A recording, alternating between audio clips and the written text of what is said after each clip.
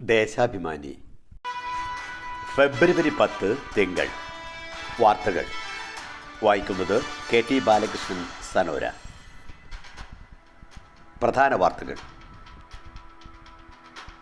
കോൺഗ്രസിന്റെ വഞ്ചന, ഇന്ത്യ കൂട്ടായ്മയിൽ അമർഷം. ഒടുവിൽ രാജിവെച്ച് മണിപ്പൂർ മുഖ്യമന്ത്രി.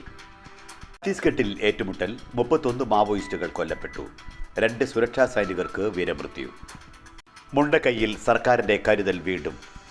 ദുരന്തബാധിതർക്ക് പ്രതിദിനം 300 രൂപ 9 മാസം കൂടി അനുവദിക്കും. കേരളത്തിന്റെ സ്വർണ്ണക്കരുത്ത്, തൗഫീഖിലൂടെ കേരളം.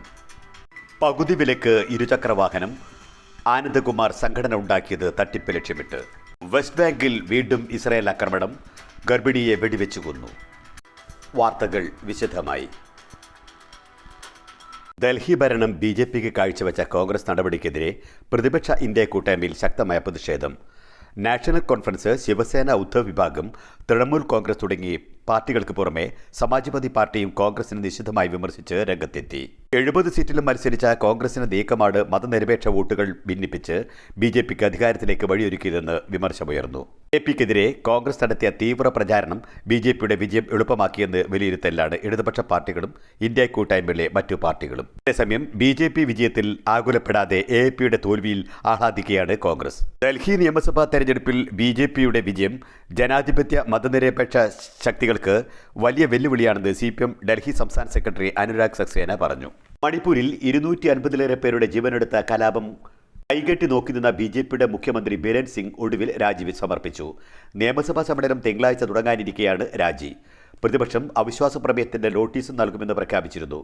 കേന്ദ്ര ആഭ്യന്തരമന്ത്രി അമിത്ഷാക്കെതിരെയും BJP പ്രസിഡന്റ് JP നദ്ദയും കണ്ട ശേഷമാണ് രാജി പ്രഖ്യാപനം. ഞായറാഴ്ച വൈകിട്ട് രാജ്ഭവനിലെത്തിയ ബിരൻ സിംഗ് ഗവർണർക്ക് രാജിക്കത്ത് കൈമാറി. കാവൽ മുഖ്യമന്ത്രിയെ തുടരാൻ ഗവർണർ നിർദ്ദേശിച്ചു. ഇതോടെ നിയമസഭാ സമ്മേളനം റദ്ദാക്കി. പുതിയ മുഖ്യമന്ത്രി ആയിരുന്നതിൽ BJPയിൽ അനിശ്ചിതത്വം നിലനിൽക്കുന്നതിനാൽ രാഷ്ട്രപതി ഭരണം പ്രഖ്യാപിച്ചേക്കും. ഛത്തീസ്ഗഡിലെ ബീജാപൂർ ജില്ലയിൽ 31 മാവോയിസ്റ്റുകളെ സുരക്ഷാ സേന ഏറ്റുമുട്ടലിൽ വധിച്ചു. 2 സുരക്ഷാ ഉദ്യോഗസ്ഥർ വീരമൃത്യു വരിച്ചു. പോലീസിന്റെ റെക്കോർഡ് പ്രകാരം ഏറ്റവും കൂടുതൽ മാവോയിസ്റ്റുകൾ കൊല്ലപ്പെട്ട ഏറ്റുമുട്ടലുകളിൽ ഒന്നാണിത്. ഞായറാഴ്ച രാവിലെ ബസ്തർ നാഷണൽ പാർക്കിന് സമീപത്തെ വനമേഖലയിലാണ് ഏറ്റുമുട്ടൽ ഉണ്ടായത്. മുണ്ടക്കൈ ഉരുൾപൊട്ടൽ ദുരിതബാധിത കുടുംബബാധിതർക്ക് നഷ്ടപരിഹാരം നൽകി വരുന്ന 300 രൂപ പ്രതിദിന സഹായം 9 മാസം കൂടി നൽകും. സംസ്ഥാന ദുരന്ത നിവാരണ ഫണ്ടിൽ ചെലവിടാൻ ഹൈക്കോടതി അനുമതി നൽകിയ 120 കോടിയിൽ നിന്നും ഇതിനുള്ള തുക കണ്ടെത്തും. ഇതുൾപ്പെടെ ഈ ഫണ്ട് ഉപയോഗിച്ച് ചെലവഴിക്കുന്ന പദ്ധതികൾക്ക് ചീഫ് സെക്രട്ടറി അധ്യക്ഷനായ വയനാട് പുനരധിവാസത്തിലുള്ള പ്രത്യേക സമിതി ഭരണാനുമതി നൽകി. റോഡുകൾ പുനർനിർമ്മിക്കും. സ്കൂളുകളും അംഗൻവാടികളും ക്ഷീരസംഘം കെട്ടിടവും വേറെ സ്ഥലത്തേക്ക് നിർമ്മിക്കും. അജീബ് കാന്തപുരം MLAയുടെ നേതൃത്വത്തിലുള്ള മുദ്ര ചാരിറ്റബിൾ ഫൗണ്ടേഷൻ ലാപ്ടോപ്പും സ്കൂട്ടറും നൽകാൻ വിദ്യാർത്ഥികളിൽ നിന്നും നേരിട്ട് പണം സ്വീകരിച്ചതിന്റെ തെളിവ് പുറത്തായി. ബാങ്ക് വഴി മാത്രം പണം കൈപ്പറ്റിയെന്ന നജീബിന്റെ വാദം ഇതോടെ പൊളിഞ്ഞു. പല വിദ്യാർത്ഥികളിൽ നിന്നും ഫണ്ട് പണമായി സ്വീകരിച്ചിരുന്നുവെന്ന് വ്യക്തമായ ക്യാഷ് റെസിപ്റ്റുകൾ പുറത്തുവന്നു. സ്ത്രീകൾക്ക് പകുതി വിലക്ക് ഇരുചക്രവാഹനം നൽകാമെന്ന വാഗ്ദാനം നൽകി കോടികൾ തട്ടിയ കേസിൽ തോന്നയ്ക്കൽ സായി ഗ്രാമം സ്ഥാപകൻ KN ആനന്ദകുമാറിന് മുഖ്യപങ്കെന്ന് സൂചന. 2022 KN ആനന്ദകുമാർ സന്നദ്ധ സംഘടനകളുടെ കൂട്ടായ്മയായി NGO കോൺഫെഡറേഷൻ രൂപീകരിച്ചത്. കോൺഫെഡറേഷനിലേക്ക് ആയിരുന്നു.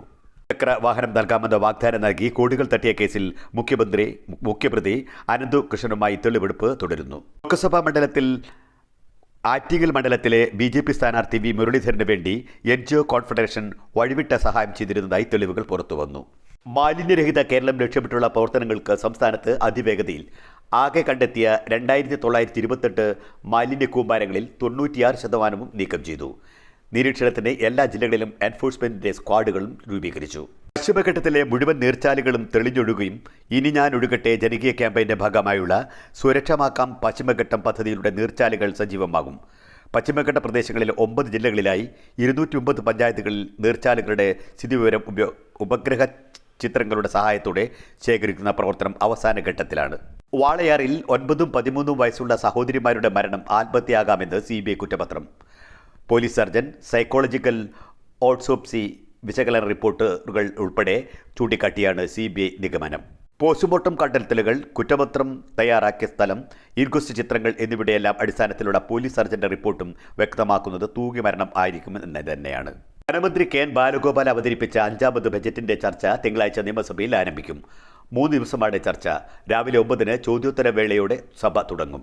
ബജറ്റിലേക്കുള്ള അന്തിമ ഉപധന കത്തുകളും ചർച്ചകളും വോട്ടെടുപ്പ് വ്യാഴാഴ്ച നടക്കും. ഗ്രൂപ്പ് തിരിഞ്ഞുള്ള കൂട്ടയടിക്കൊടുവിൽ ജീവനക്കാരുടെ കോൺഗ്രസ് അനുകൂല സംഘടനയായ NGO അസോസിയേഷനിലെ പിളർപ്പ് ജില്ലകളിലേക്കും വ്യാപിച്ചു. കഴിഞ്ഞയാഴ്ച തലസ്ഥാനത്ത് നടന്ന സംസ്ഥാന കൗൺസിൽ യോഗത്തിൽ ഭാരവാഹി തെരഞ്ഞെടുപ്പിനെ ചൊല്ലിയാണ് VD സതീശൻ, സുധാകരൻ വിഭാഗങ്ങൾ ഏറ്റുമുട്ടിയത്. ബാംഗ്ലൂരിൽ നിന്ന് കണ്ണൂരിലേക്ക് വന്ന സ്വകാര്യ ടൂറിസ്റ്റ് ബസ് കത്തിനശിച്ചു. മാണ്ടിയിൽ ഞായറാഴ്ച പുലർച്ചെ 1-ഓടെയാണ് അപകടം. ബാംഗ്ലൂരു മൈസൂരു എക്സ്പ്രസ് ഹൈവേയിൽ ഓട്ടത്തിനിടെ ബസ്സിന് ടയർ പൊട്ടിത്തെറിച്ചു. ഓട്ടം നിലച്ച ബസ്സിൽ നിന്നും 18 യാത്രക്കാരും പുറത്തിറങ്ങിയതിനു പിന്നാലെ ബസ്സിന് തീപിടിച്ചു.